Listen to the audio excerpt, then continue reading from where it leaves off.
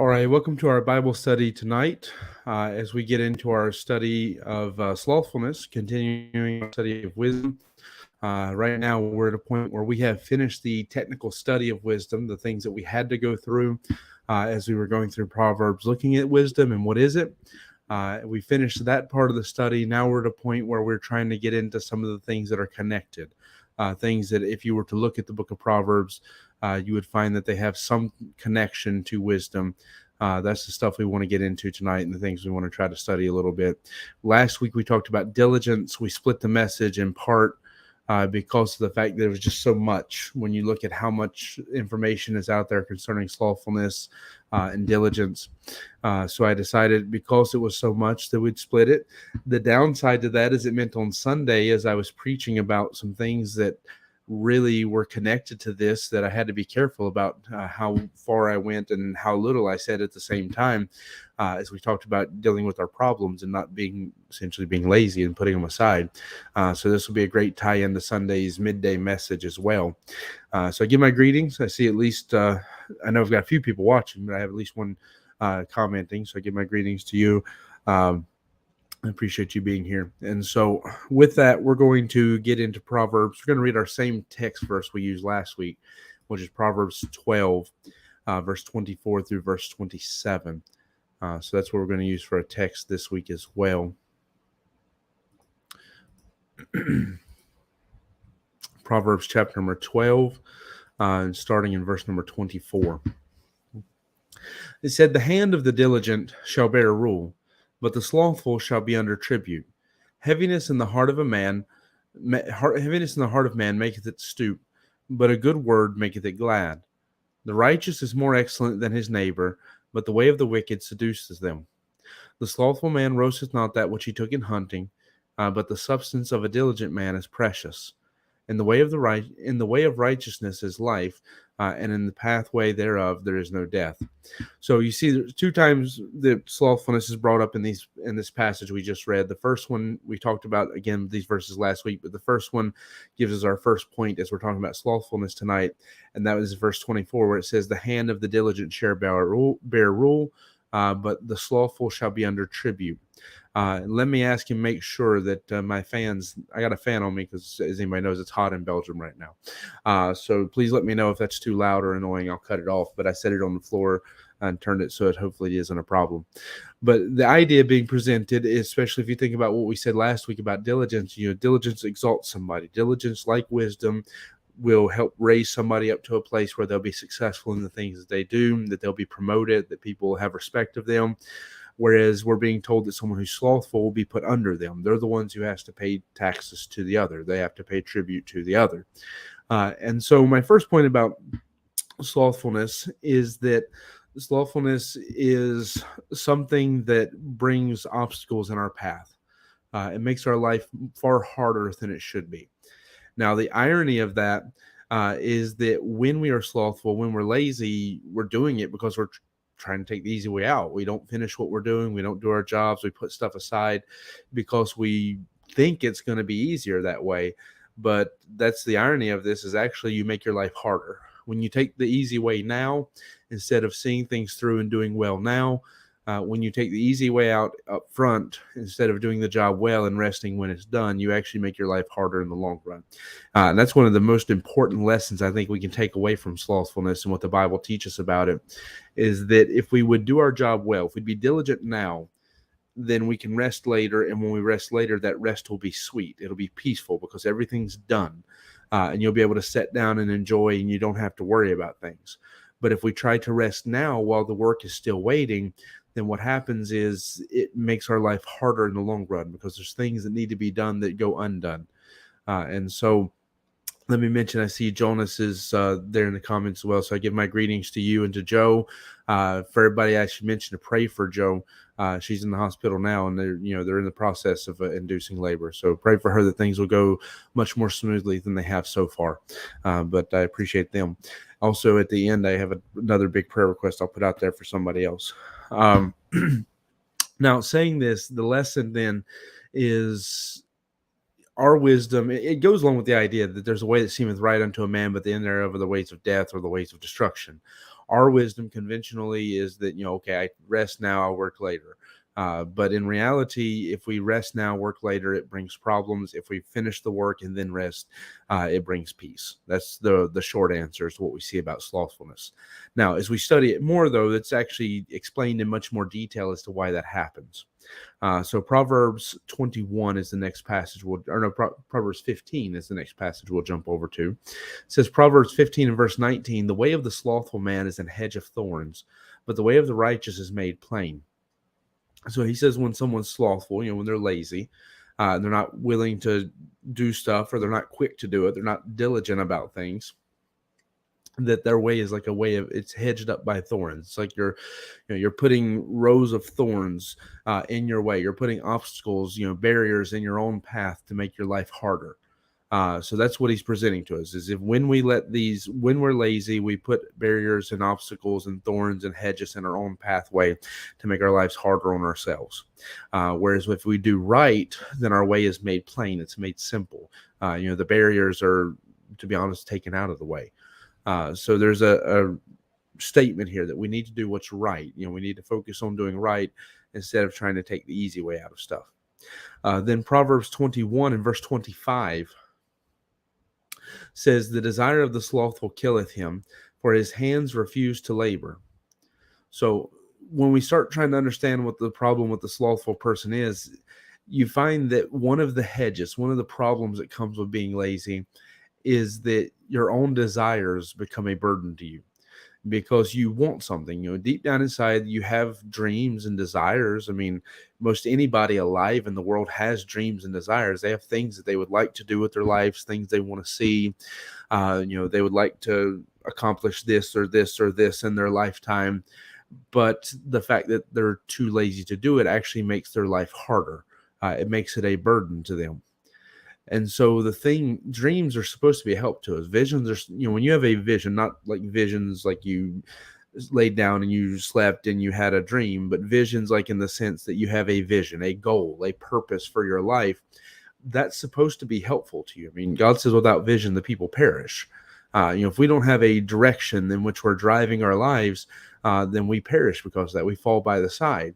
But someone who's lazy, that thing that's meant to help stir life in you, which is a vision, a purpose, or a goal, that thing becomes a burden because of the fact that you desire it, you want it, but you're not willing to do what it takes to get it. And so there's the first obstacle we see presented by Proverbs, is that when somebody's lazy, is the very thing that God says actually helps to drive your life and give purpose and meaning to it, which is having a vision, becomes a burden to you because of those desires and those dreams, that I would love to travel. I would love to, do this. I'd love to have a nice car, whatever it is, that people dream about. Those things that are meant to give you some ambition to get out there and do stuff actually become a burden because you're not willing to get out there and do what's necessary to get it. That's one of the dangers that's being presented about laziness here. So then that's Proverbs 21 and verse 25. We see similar. And I'm going to also talk about the sluggard tonight. I'm not just going to preach on aura and talk about sloths. I'm also going to preach about sluggards as well. And maybe a few people will get that joke, since that's what I always call her as a sloth. But no, we won't just talk about the slothful. We'll talk about the sluggards as well, because the passages are very similar. The terms mean almost the same thing, or they mean the same thing. And so as we look at this in Proverbs 13 and verse 4, we'll look at the sluggard. Proverbs 13 and verse number 4, he says, the soul of the sluggard desireth and hath nothing, but the soul of the diligent shall be made fat. So I think we looked at this verse last week already, so I won't say a tremendous amount about it. But you see, when you have someone who is a sluggard, someone who's slow to do anything, they're there and they have these desires and they want stuff, but because they're slow to do anything about it, they're inactive about making things happen, they don't see anything happen. Because I'm trusting if you're listening to this, you already understand the principles we built on last week, because that's the way a Bible study works. We laid down foundations last week that while we're not to be living for money and material things and all the worldly ambitions, it's good that you're diligent about your stuff. God tells you to be diligent to know the state of your flock. and to understand, to have a plan for where your finances and stuff are going. It's just that you're not really supposed to trust in those things. You're not supposed to love those things.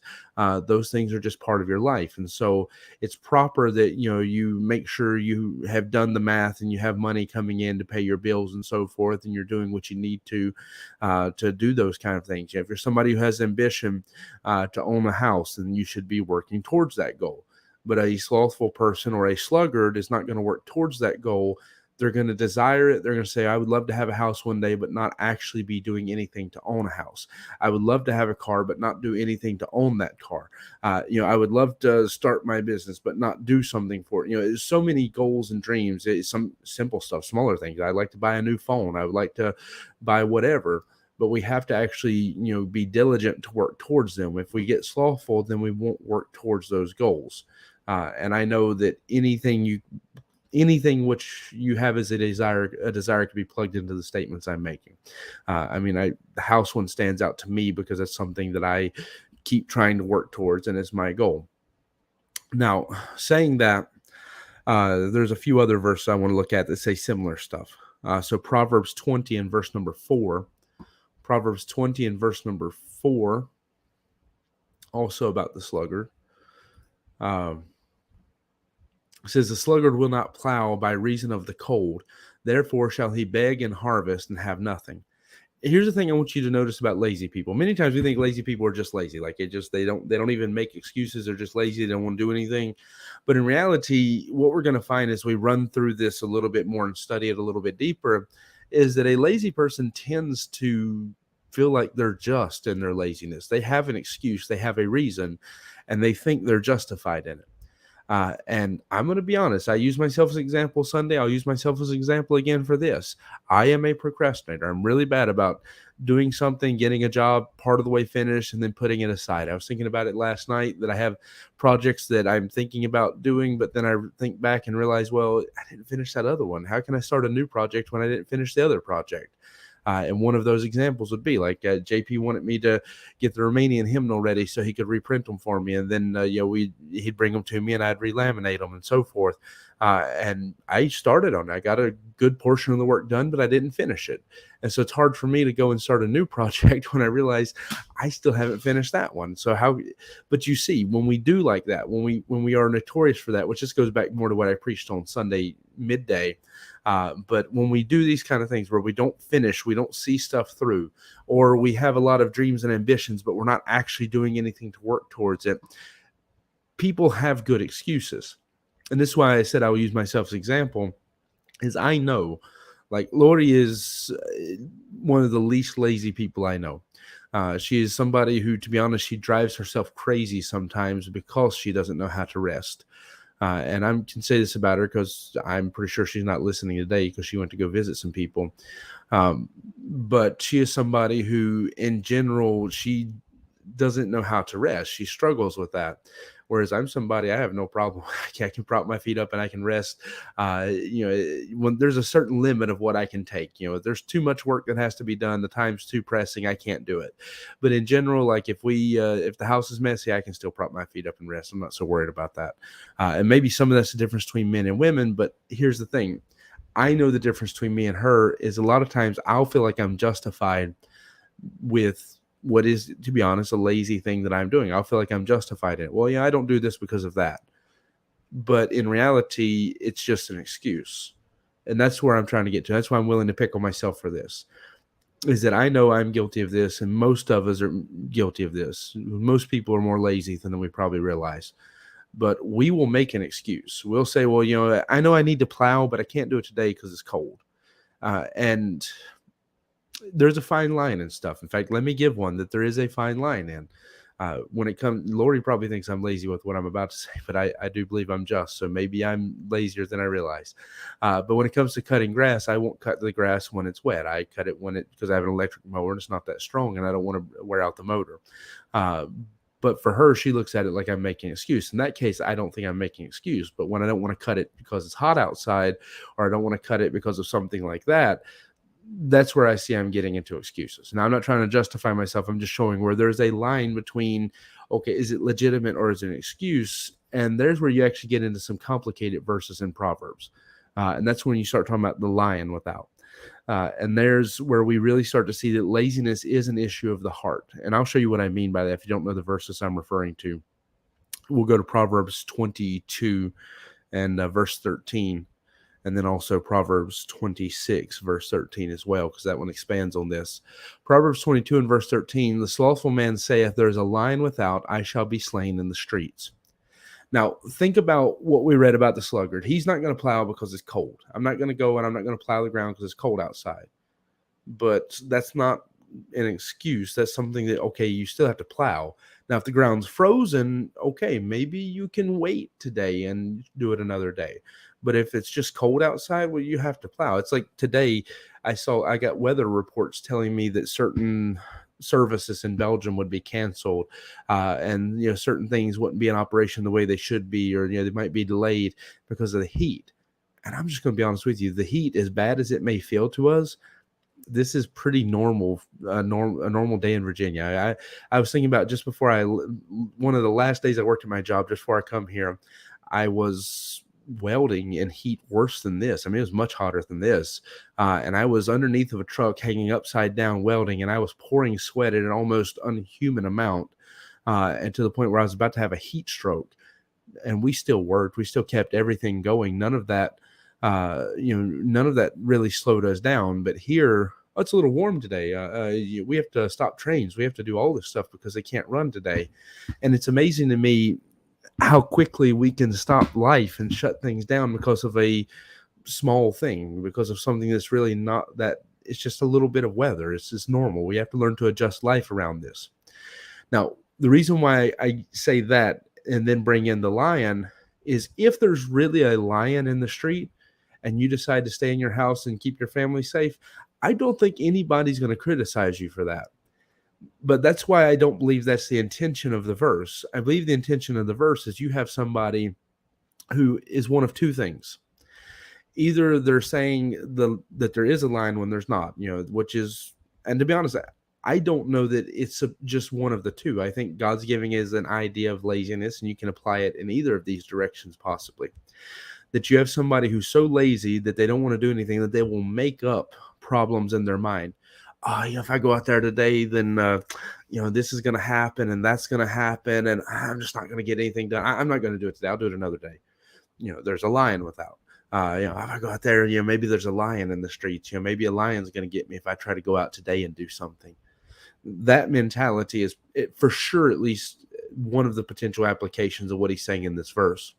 Would I say maybe another potential application is the fact that if there is legitimately a lion wandering through the streets of your village, and you've got people you care about, then as a man, the first thing you should be doing is rising up to protect them. But instead, he's cowering backwards and refusing to do anything. But the one that really shows that it's probably the first application more so than the second application is if we read the next passage, which is Proverbs 26, verse 13. It shows it's probably more to do with making up the excuse. Proverbs 26 and verse 13. It says, the slothful man saith, there's a lion in the way, a lion is in the streets. As the door turneth upon his hinges, so doth the slothful upon his bed. The slothful hideth his hand in his bosom. It grieveth him to bring it to his mouth again to his mouth. The sluggard is wiser in his own conceit than 7 men that can render a reason. So the reason why I said that a lazy person feels justified in their excuses is because of that. We know someone who's wise in their own conceit is someone who is not wise but thinks of themselves as being so. They think of themselves as having it all figured out when they really don't, and they think they're justified in these things. So he says a sluggard is wiser in his own conceit. He thinks more highly of himself and his opinions, thinks he's got it more figured out than 7 men who actually can give a reason for what they're doing, who actually have a good reason to do what they're doing. So that statement is what leads me to believe that more so the application of what he's saying here is that it's somebody who, I know I have to go today to work. I have to go to the store. I have to go to the field and do some stuff. But maybe there's a lion out there. I heard somebody say there might be a lion in the street. I don't think today's a good day. I think I should probably wait till next week to go do that work. that's why I believe that's probably more the application of what he's saying. Now, the other hand, though, is the verse in the middle when he says that as the door turneth upon his hinges, so does the sluggard upon his bed, does point back to the other potential application, which is that, okay, maybe there really is a line, but then you should be doing something about that. You shouldn't just be sleeping. And it shows that he's not concerned with it. So he just, like a door turning on its hinges, he just rolls back over in his bed and pulls the blanket over. I can show you what that one looks like pretty easy, because most of us have either done this or know somebody who has done this, that you have woke up in the middle of the night because you heard a noise, and because you were too tired to do anything about it, you just pulled the blanket over your head and went back to sleep. And I'm not going to ask people to admit whether they've done that or not, but most people in their lifetime have done that. For sure, when you're a child, you were too scared to do anything about it, so you just pulled the blankets over your head and went back to sleep. But even as adults, I know a lot of people that have heard noises where it's, like somebody might be in your house. You can't just go to sleep. You got to get up and do something, but they're so tired. It's not about fear. It's about laziness that they don't do anything. They just pull the blanket back over their head, and it's like, it's 3 o'clock in the morning. If they're going to kill me, let them kill me. Just do it quickly. I'd rather get my sleep. And I've actually heard people say that. I've heard grown adults say that was their reasoning. It's like, just kill me now, but I'm not getting up.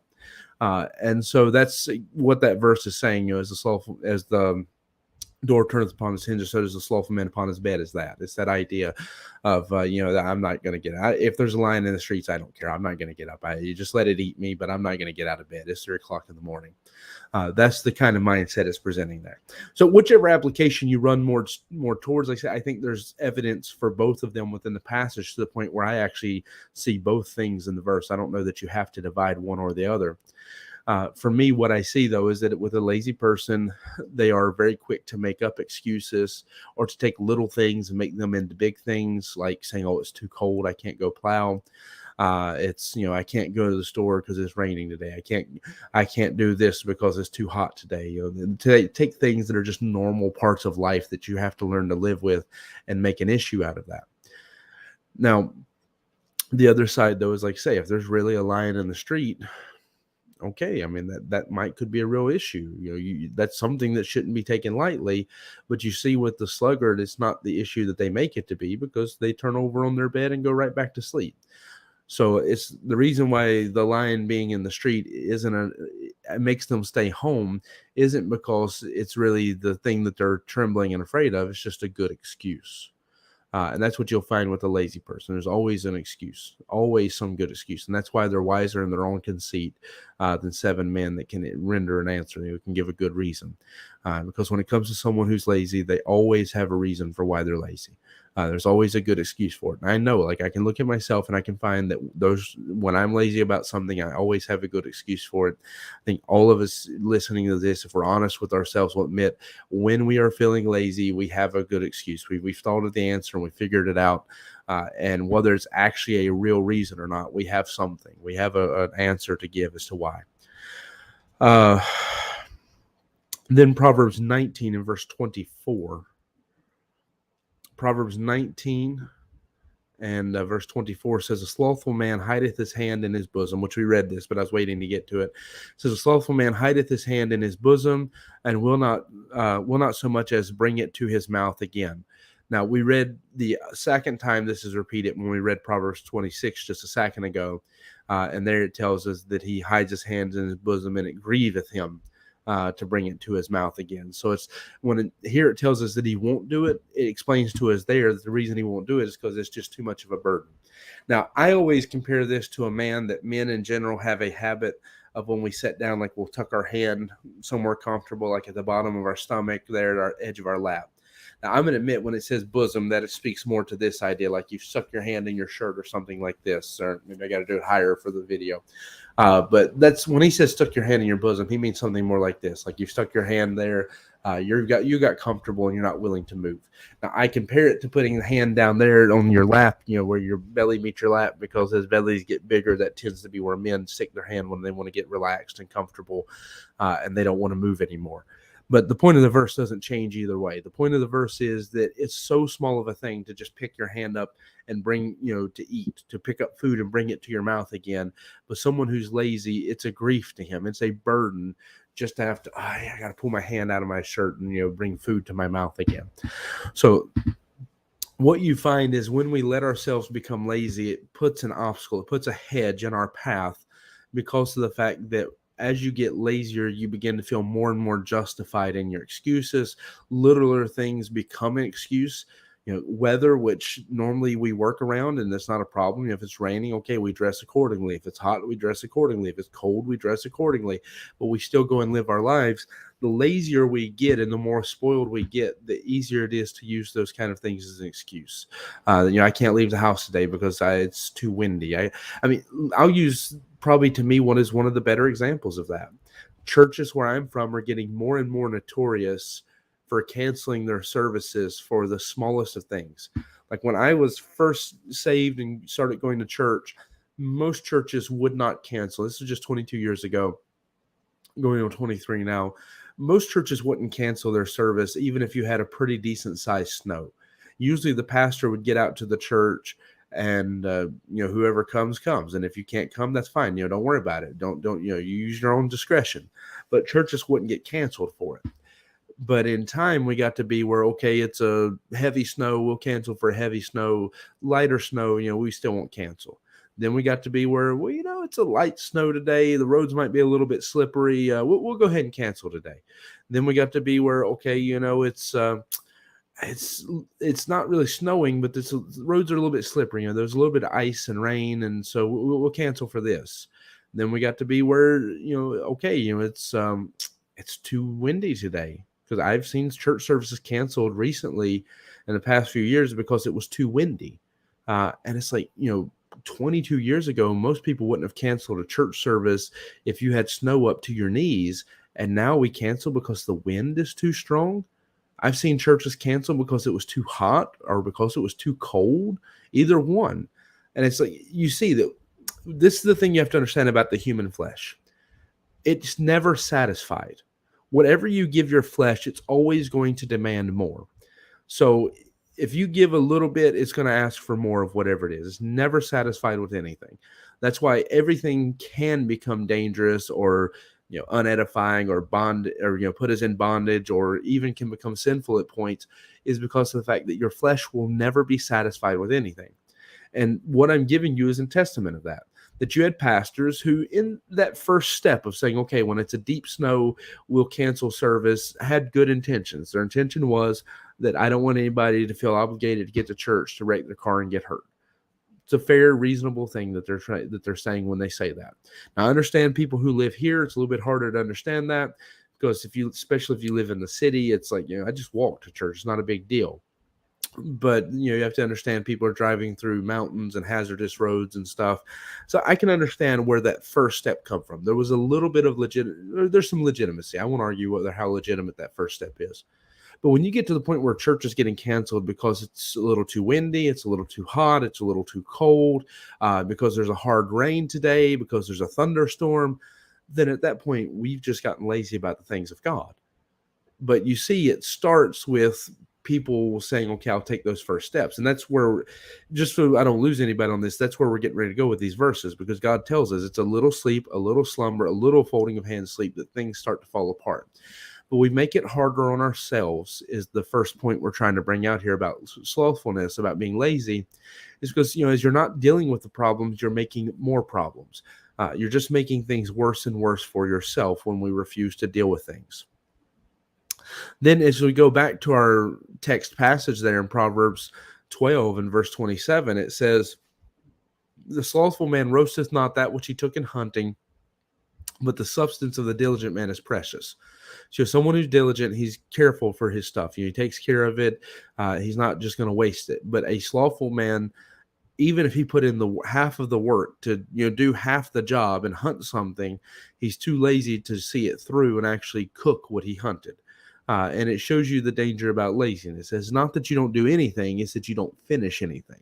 It's that you don't see jobs through. You do just enough to be able to feel like you did something and then set down. And I think when we look at it in those terms, most of us are far more lazy than we realize. Because God doesn't say a slothful person doesn't do anything. He says a slothful person doesn't finish anything. Now, what happens as you get worse, as you get more slothful, you'll get to a place where you don't do anything. But in reality, slothfulness begins with people who see jobs halfway through and then don't finish them, which again is very close to what we talked about Sunday. Now, Proverbs 18 and verse 9 says, "He also that is slothful in his work is brother to him that is a great waster." So he's saying it's a kin, it's a very close relationship between someone who is a waster, someone who just doesn't care about the resources, somebody who takes a bite of their food and throws it away, somebody who is very wasteful is very much like someone who's lazy. That there's very little difference between the two of them. That somebody who's lazy is a very wasteful person. And you see that with the verse. I mean, if he doesn't cook what he took in hunting, then he's lazy. He took the time to start a job, but he didn't actually finish it to get the benefits from it. Now, here's where we're going to see this a little bit more, and it gets into some of what I was just mentioning, is Proverbs 24, verse 30. Proverbs 24 and verse 30 says, "I went by the field of the slothful and by the vineyard of the man void of understanding. And lo, it was all grown over with thorns and nettles, had covered the face thereof. And the stone wall thereof was broken down. Then I saw and considered it well. I looked upon it and received instruction. Yet a little sleep, a little slumber, a little folding of the hands to sleep, so shall thy poverty come as one that traveleth, and thy want as an armed man." So what is he teaching in that verse? It's not in a moment that you destroy everything in laziness. It's little by little, step by step. Laziness isn't something that destroys everything in a day. Like, you don't just get lazy today and then wake up tomorrow and your whole house is falling apart. Laziness calls us to neglect things, and little by little, those things that we neglect. In this case, it's material, but this is not just a material thing. This is true of relationships and everything else. The more lazy we get and the worse we maintain these things, little by little, they get worse and worse. And so he says, what happened was I went by the field of a man who was slothful and who lacked understanding.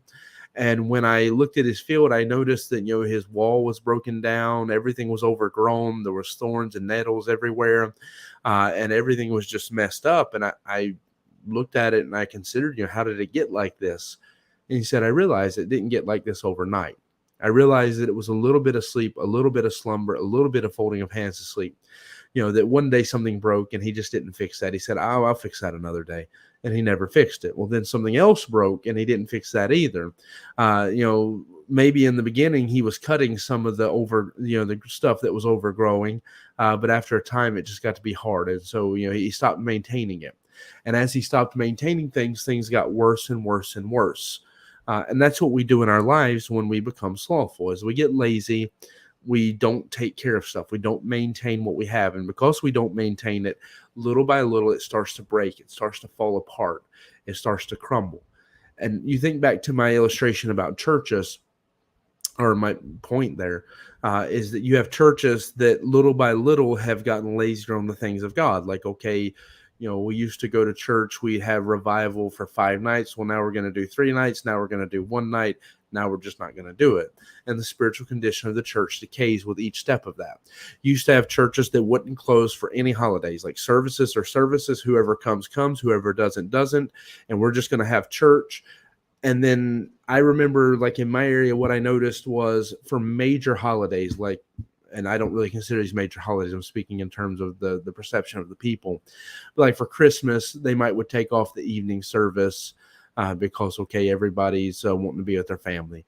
Or, for this other holiday, they would take off. And to be honest, I've taken off a few, and we may take off stuff here and there. But in general, it's because we've replaced it. We've added something. It's not so much that we take away. It's just that we move it to a different time or something. But there are arguments in that first step. Whenever you're taking the first step of something, there's usually reasons to do or not to do it.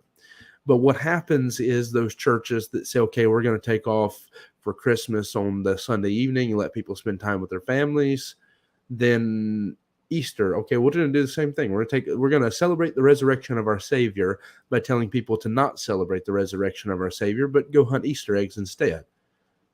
And then after that, it's like, okay, well, Thanksgiving's not uniquely a Christian holiday, but we want you to eat all the turkey you can hold and, celebrate it as gluttonously as we can. So we're going to skip Sunday night church for this too. And then, I'll say this, it's usually Sunday night. Like I don't know anybody who cancels Sunday morning service or stuff. It's always that second service. And the truth is, most of it comes down to pastors who feel pressured by the fact that people go and celebrate with their families. That's why, like for me, I learned a long time ago, if it's me and my family, if everybody else goes home, then we'll still just have church with me and my family, because I'm not doing this uniquely for them. I'm doing it because I feel like this is what God would have me to do. And there's a whole nother argument about where that compromise comes from, but I'm just giving that so you understand it. But what I saw in my area was, while for years that was the comfortable tradition, you take off for usually those 2 or 3 Sundays, Christmas, Easter, and Thanksgiving. You take off Sunday evening service.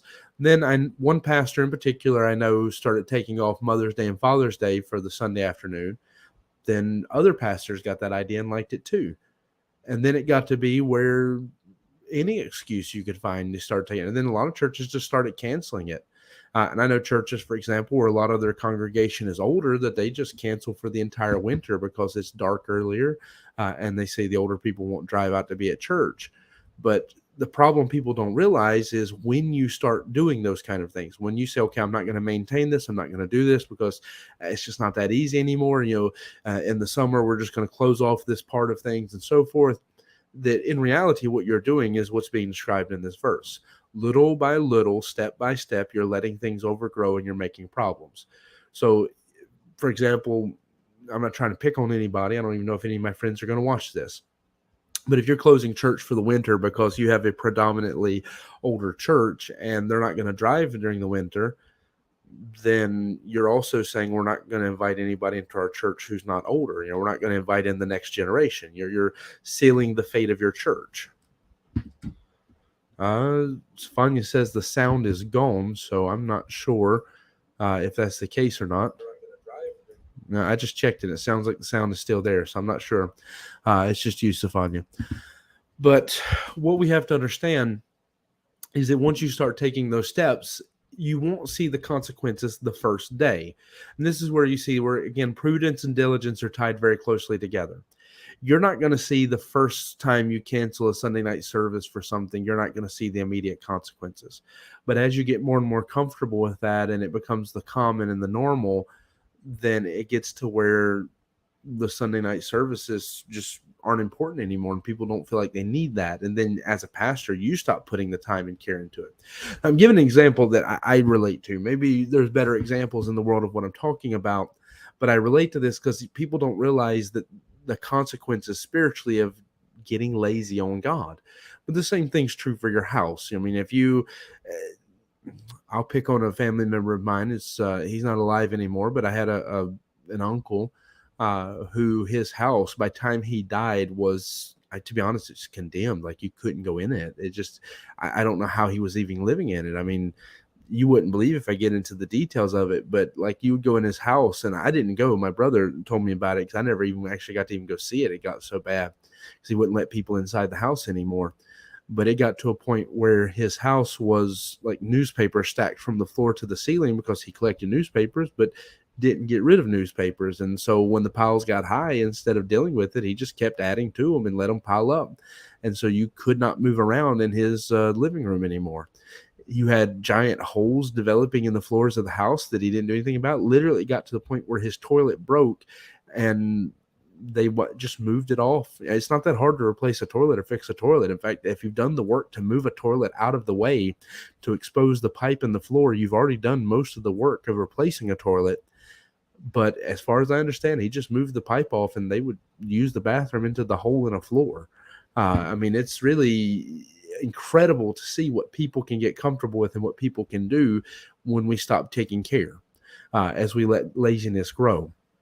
And that's what he's describing in this verse, that the poverty that comes, one, because we make things harder on ourselves, and two, because we become desensitized and uncaring about things so that we don't take care of what we have anymore, that we let it break and get worse and worse until eventually it becomes worthless.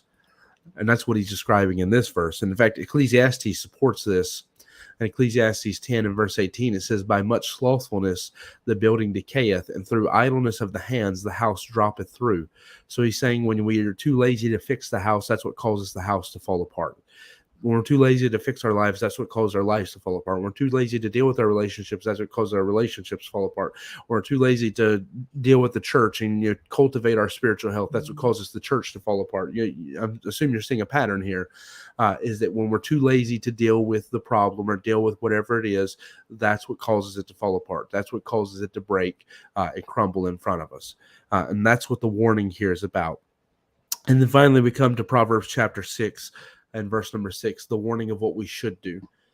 Proverbs 6 and verse 6 says, "Go to the ant, thou sluggard, consider her ways and be wise, which having no guide, overseer, or ruler, provideth her meat in the summer and gather her food in the harvest. How long wilt thou sleep, O sluggard?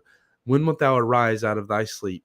Yet a little sleep, a little slumber, a little folding of the hands to sleep, so shall thy poverty come as one that travelleth, and thy want as an armed man." If we won't wake up and realize that we have to get to work and we have to be more diligent in our lives, he says that it's going to come to a point where our poverty is going to come, that our want, our lacking is going to come as one that traveleth. That poverty is going to come as one that traveleth, and thy want as an armed man. So one that traveleth is somebody that comes without warning, and an armed man is somebody who comes by force. So he's saying, just like a traveler showing up at your doorstep unannounced, or like a robber breaking down your door, one day you're going to wake up and you're going to be in so much trouble that you don't know what to do if you don't wake up and fix it now. So you can wake up now and fix it, and deal with the problems and get out of the habit of being lazy. Or one day you'll wake up and your poverty is going to have come on you without warning and with much force. So he says, go to the ant, thou sluggard, and consider her ways and be wise, which having no guide, overseer, or ruler, provideth her meat in the summer and gathereth her food in the harvest. So ants are just naturally inclined and geared to work together as a colony, as a system, to bring in the harvest. Nobody has to force them to do that. Nobody has to make them do that. It's just inclined and ingrained into who they are. They are an example of diligence. So they just work. They're not worried about it. They just work and they do what's necessary. And he says we need to go and learn a lesson from that. That sometimes we do have to just put our head down and do the work that's in front of us. We have to stop making up excuses and trying to justify why we don't want to fix it, and actually deal with the problems and fix whatever it is that needs to be fixed. Because if we don't, we're making our lives harder by not fixing it, because we're just adding more problems. And if not, we're also making our lives harder because little by little things are breaking around us and we are wasting away what we do have. So we're losing the resources we have and putting more obstacles in our way. That's what happens when you're lazy. When you try to rest now while the work is not done, then what you do is you waste away the resources that you have, so that now you no longer have that. And you also add more obstacles in your way as those things break and become obstacles and problems. That's why we have to maintain things. We have to maintain our relationships. We have to maintain our homes. We have to maintain whatever it is we have, our spiritual health, all of it. We have to maintain it. We have to be diligent about it, because if we get lazy, then little by little, we're going to make our lives harder than what it ever should have to be. So again, we have to stop making excuses. We have to stop trying to be wise in our own conceit, and just realize that, when there's something, we have to deal with it, and we can rest after. And when we rest after, that rest is sweet. The rest of a laboring man is sweet, the Bible says. All right, I'm going to give a chance for people to ask any questions they might have. And so you're welcome to ask whatever you may have. As you're doing that, I have an announcement of a prayer request to make, and that's for Dr. Baker. Dr. Baker's not going to be making it to Europe. He was supposed to be coming in next week, but he's in the hospital right now. So we've been praying about him, about the stuff with his heart, because I was concerned about him trying to make the trip anyways, because he was going to bounce across Europe for 2 weeks. He was going to be in Italy. He was going to be in Germany. He was going to be in Belgium. He was going to be in England and in Wales. I mean, he was traveling a lot of places in a very short time, many times only spending a day and a half or so at each place. And I thought it would just be too much for him. I know he wanted to do it especially for the missionaries, for his son, for his grandsons, but there's no way on earth he's making it right now. Like I said, he's still in the hospital and should be there for a couple more days at least. So I'm going to ask everybody to pray for him. If you remember, I told you that he had a problem with his heart where he was in the hospital a few months ago. They thought it's okay. It's just something they could fix easy. It's not a problem. They just do a surgery where he stays overnight and then he goes home. And they did that last week.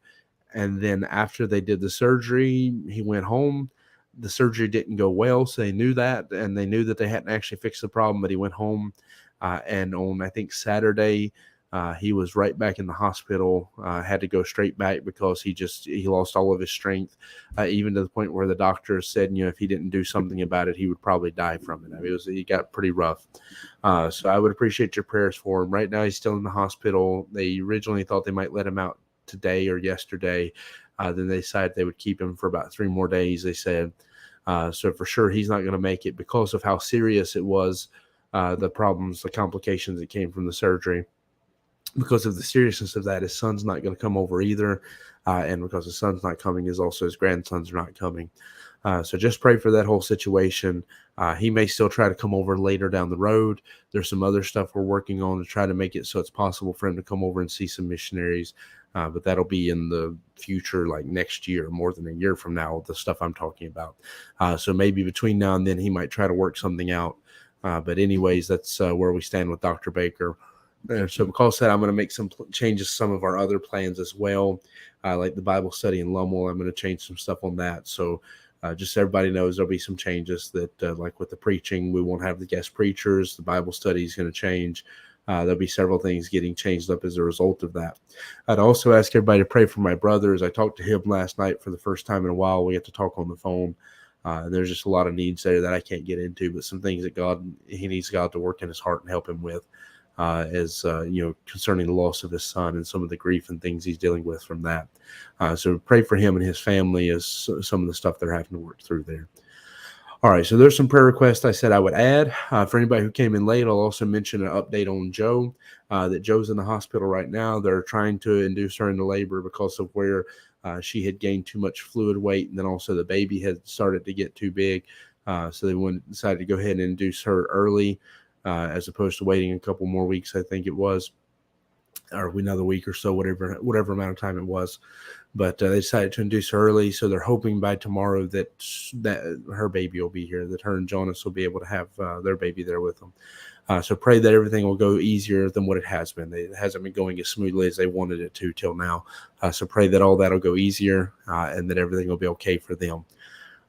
Also, let me remind everybody that there's no church service tomorrow. It's moved to Thursday. So Thursday night we'll be having church. We'll have the barbecue and everything else. So be sure, to plan to be there with us.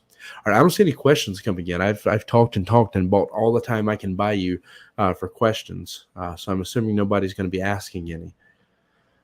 I do appreciate you being here. Then I'll go ahead and start trying to wind up the Bible study. Let me throw up that little banner there.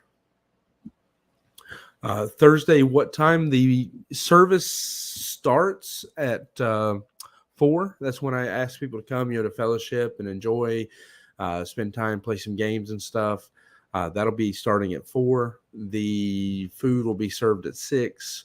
The prayer time will start at 7, and the Bible study itself will start around 7:45 like normal. So the 6, 7, 7:45, that part's normal. The only real change up to the schedule on Thursday is that I'm asking people to come early and enjoy the time together starting around 4. Now, if you have keys to church, you can come as early as you want to. I'm just not advertising for other people to come until around 4. So, all right. Remember to pray for them. Also pray for Rebecca. She's due Thursday. So we'll see how it goes. A lot of times first baby can come a few days late. So we'll see for her if that's what happens. I think she may try and go argue with her doctor because her and Joe are trying to race to see who can have the baby first. So she may go argue with the doctor about it, but we'll see how it goes. But anyways, go ahead and pray for all of them.